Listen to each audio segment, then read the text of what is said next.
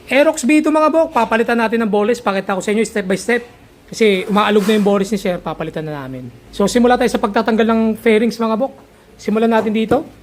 Ito dalawang 8mm kasi naka CNC na siya. Pero kung stock pa yung sa inyo, 4mm na alin yung gagamitin nyo mga bok. Tanggalin nyo lang mga bok, 8mm. Yan, pagtanggal nyo mga bok, yung tornilyo, ganito lang pagtanggal nyo itong kanan mga bok. Tulak nyo lang pataas, ito lang oh. Oh, tanggal na. Yun lang mga bok. Tanggalin naman natin itong dalawang Gs, 10mm. Yun naman yung nakatornilyo sa headlight. May ano ito mga bok may leeg, makikita nyo. May leeg yan. Ayan o. Tandaan nyo yan. Kulay itim na may leeg. Dito yan. Tapos, dito naman. Dito, isa, dalawa. 8mm na yan mga bok. Pero kung stock ba sa inyo, 4 na alin yan mga bok. Tanggalin natin. Kabilaan to mga bok. Pati doon. Sa kabila. Ganun din. Dito naman mga bok. Meron dito Philip. Dito Philip. Tapos dito push clip. Isa, dalawa. Push clip naman. Tanggalin natin. Pati yung 3 push clip sa ilalim. Tatanggalin natin yan. Yan, tanggalin ko muna. Kabilaan to mga buka. Push clip naman, tanggalin natin.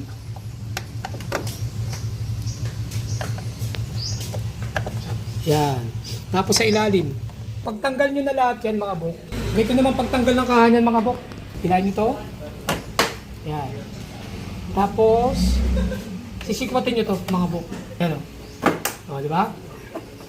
Taas, yun, sikwat. Okay na. Pataas na yan mga bok. Dito na tayo sa kabilang.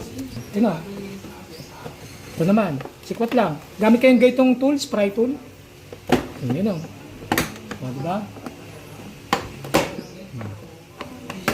Yan. Kabila, ganun din. Kabila. Sikwat dito. Yan. Tapos dito na.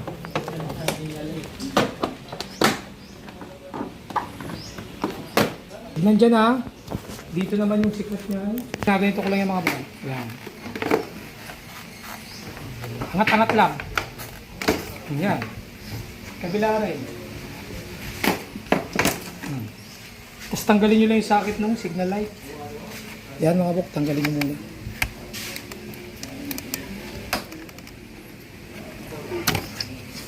Tapos yung sakit ng headlight. Ito. Yan. Para mailan natin ang walang sagabal.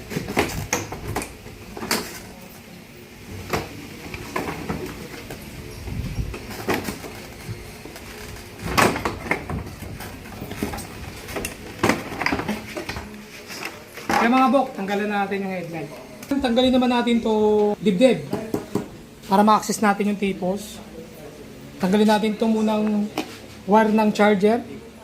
Socket. Tapos meron yan ditong Philip. Pag ABS, may ganito yan mga bok. Tanggalin natin. Pag non-ABS, wala nang ganito yan. Ito naman, meron yan dito. Yan, Philip. Yung Philip dito niyan mga bok, maiksi lang yan. Na kulay silver. Yan, maiksi lang na kulay silver. Dito naman sa kabila, tanggalin nyo itong Philip na to. Philip. Tapos, dito din, Philip. Flasher relay. Tanggalin nyo lang dito, nakasabit lang naman. Ayan. Yan. Tapos dito, Allen. Allen na 5. Pagtanggal na lahat yan, sikwat-sikwatin nyo lang. Ayan. Kabila.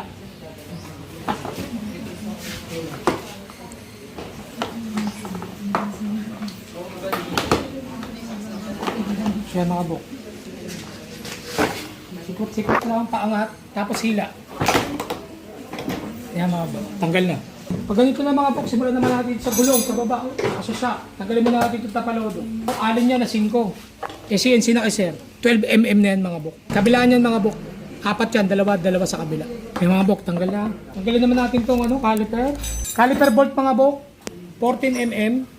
Pero kung stock pa yun sa inyo, ano yan mga bok, yung Star Allen or Torx. Sukat naman nun T50. Ito kasi kay sir naka-CNC na. Dito naman sa sensor, tsaka dito sa holder, 8mm na. Pero kung stock pa sa inyo, Gis yan mga bok, 10mm. Tanggalin nyo lang ito mga bok. Sensor, hilahin nyo lang. axle, ay yung caliper mga bok, baba lang. Yan. Meron ditong Gis 10mm, kaya puro lupa na, tanggalin natin. Natakpan na yung bolt, may bolt dyan eh, kalawang na. Yan, Gis yan mga bok, stock pa eh. Hindi pa napalitan. Pwede na natin itong igilid. Dito natin lagay yung caliper. Bolt ng shock, 14 mga bok, luwagan lang natin, hindi natin tatanggalin. Yan, maluwag na. Dito naman mga bok sa gulong, tanggalin natin. 14 mga bok, 14mm. Tanggalin natin mga bok.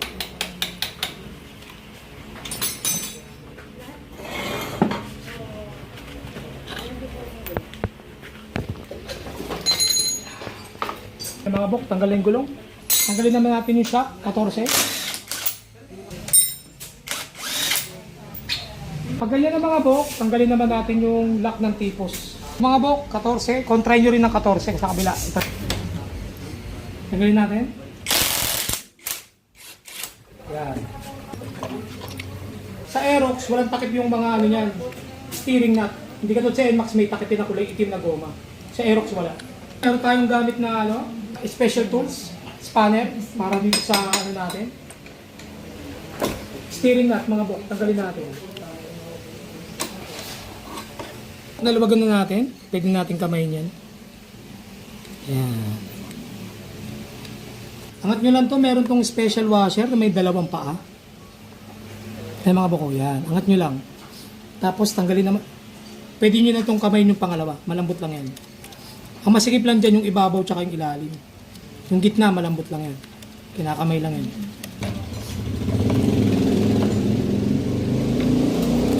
Ito mga bok. Nilulubagan ko na yung uli. Yan. Tapos pwede natin kamayin yan. Bukawa kami manibela. Malalaglag na ito eh. Pag naluwagan nyo na yung tatlo, tawag kayo ng kasama, hawakan yung manibela. Kasi ugutin ko na itong tipos mga bok. Yan mga bok. Nahugutin na natin. Ito yung tatlo. Hindi natin rarambol yan para pag binalik natin, tama pa rin yung pagkakasunod-sunod. Pero pwede naman itong marambol. Pero kami dito kasi, kung paano namin tinanggal, ganun din namin binabalik. Mga buk, kita nyo, sobrang kalawang na nung ano niya. Sobrang sirang-sira na. Yan o. Marami ng hukay. Kikita nyo yung mga parang tuldok-tuldok. Yan yung hukay na yan mga buk. Sa lubak na yan. Sa tagal na paggamit. Kunin nyo ito mga buk. Gagamitin pa natin ito mamaya. Ito yung takip, yung ball race. Kasi ito lang yung papalitan natin. Yan, yung mga ball race mismo. Dito mga bok, pag nagtatanggal kami ng railings ng ball race sa chassis, meron tayong special tools. Papakapitin natin yan dito. Dito tayo sa tools pupukpok. Hindi tayo pupukpok sa chassis. Ganyan mga bok, pwede natin pupukpukin yan. Yan mga bok, pupukpukin natin. Up. Okay. Basic lang. Tanggal na natin. Yan, tanggalin na natin. Ganun din sa ilalim mga bok. Yung mga buk, pupukpukin natin. Diba, basic lang. Dalawang pukpuk lang, tanggal lang. Linisin natin, WD-40, bago natin lagyan ng bagong ball race.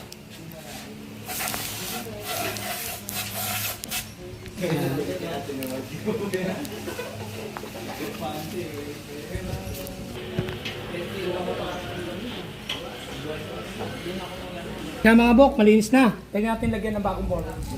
Bigyan ko yung tip mga bok, pag original Yamaha na ball race, kada isang plastic, isang railings yan. Kaya dapat yan, 6 na plastic.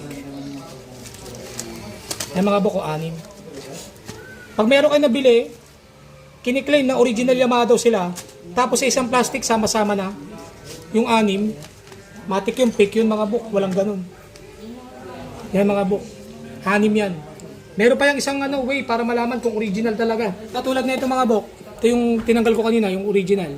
Kasi first time to magpalit eh. Yung original na ball race mga bok, turuan ko kayo. Meron niyang code. Makikita nyo. May mga code yan. Yan. So dapat, itong bago, itong original Yamaha, dapat may code din yan. Sa likod ng railings. O ngayon, magbubukas tayo mga bok. Pakita ko sa inyo. Katulad na ito. Bubuksan ko ha. Ayan. Buksan natin. Ay mga buko, may code din Di ba? Ganyan pag original Yamaha, may code sa likod yan. Pag meron kayong nabili, kiniklaim na original, sa isang plastic sama-sama, tas walang code, matik yung peke yun. Ito pa buko, nagbukas ako isa pa. May code din yan mga buko. Yan o, code, di ba? Yan. Yan. Lagyan lang natin ng konting langis para smooth yung pasok. Ito mga bok, pupukin lang natin ng konti para maglabi sa labi siya. Para hindi siya tumabingi mamaya pag gagamitan na natin ng proper tools. Yan mga bok, labi sa labi na. Gamitan na natin ng proper tools. Yung proper tools natin, lagay natin yung... Ito yung bagong railing sa ilalim. Lagay natin. Yan. Ito naman yung rail.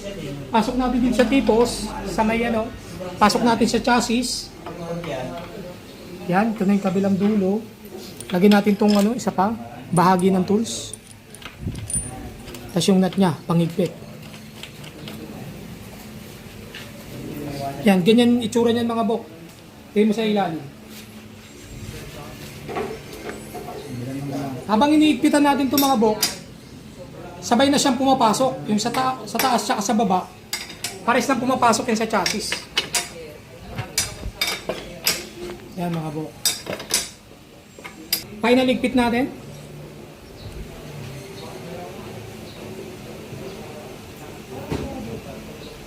Okay. Yan, pagka maigpit na siya mga bok, hindi nyo na kaya, ibig sabihin nun, na-reach na natin yung dulo. Nakaupo na yung railing sa chassis mga bok. Tignan natin ang grasa mga bok.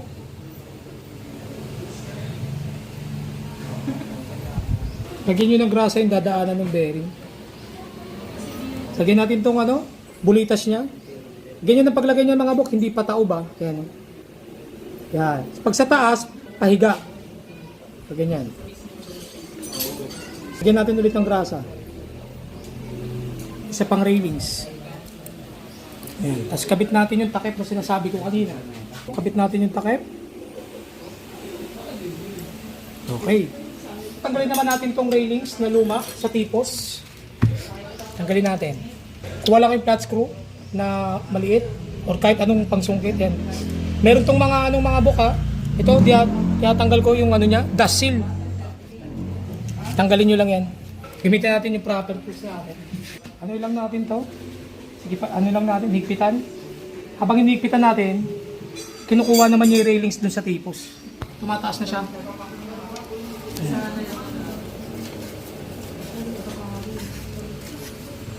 Mga bok, tanggal na. Yan. Linisin natin yung tipos. Pwede natin lagyan ng bagong ball race. Kakabitan natin yung bagong railings. Langisan lang natin. Yan, tapos lagyan natin ng bagong railings.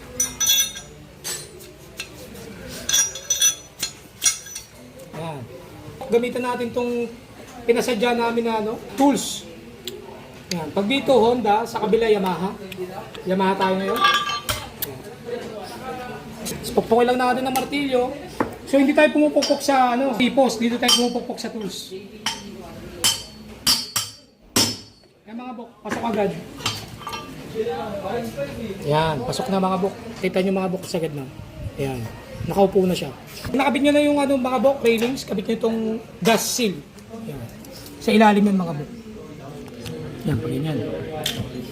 Tapos, bago natin lagyan ng grasa, punasan natin tissue. Yan, lagyan natin ng grasa. Ayan, grasa. Lagyan natin yung bagong bearing. Kung kanina sa ibabaw, pahiga, ngayon naman pataob siya. Ayan, pag ganyan naman. Lagyan natin ng grasa. Ayan, ito yung una, special washer na goma. Pangalawa, special washer na may dalawang paa. Ayan. Tapos yung last, chassis, yung tipos.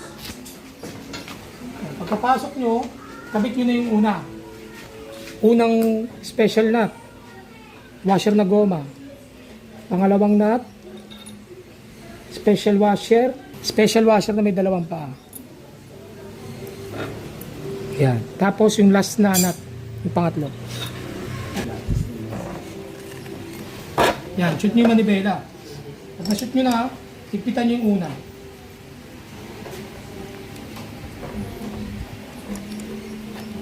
Kamayin nyo lang mga bok. Pag nadulo nyo na, gamitan nyo na ng tools. Higpitan muna natin.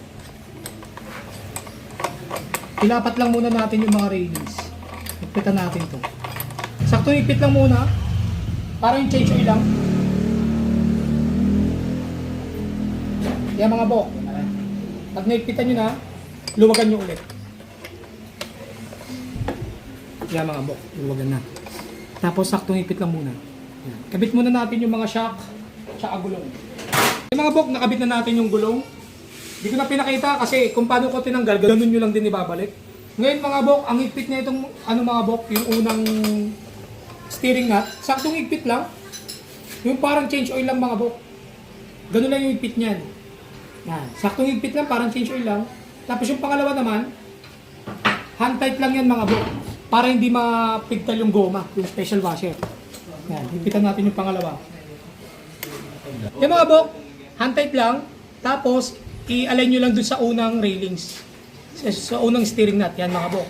Pag na-align nyo na, kabit nyo yung special washer na may dalawang paa. Yan, ganyan lang mga bok. Tapos yung final na steering nut, ito yung medyo maigpit talaga mga bok. Yan, dulo na, gamitan natin ng tools. Gamit tayo tubo para maigpitan natin. Final lock na kasi ito mga bok.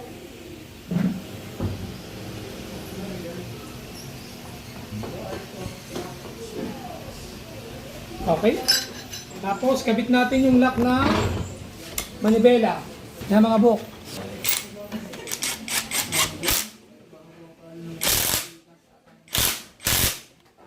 Testing natin. Yan mga bok, parang brand new na yan. Sobrang smooth na yan. Wala nang gatla-gatla katulad kanina. Yan. Tapos na nating palitan yung bowlers mga bok. Hindi ko napapakita yung pagbabalik ng kaha kasi sobrang haba na ng video. Kung paano ko tinanggal mga bok, ganun nyo na lang din ibabalik. Vice versa nyo na lang. So sana may natutunan kayo sa munting vlog natin mga bok. Yan, sa mga gusto magpagawa mga bok, message lang kayo, Motovlog Garage Facebook page para may schedule natin papagawa nyo mga bok, alright?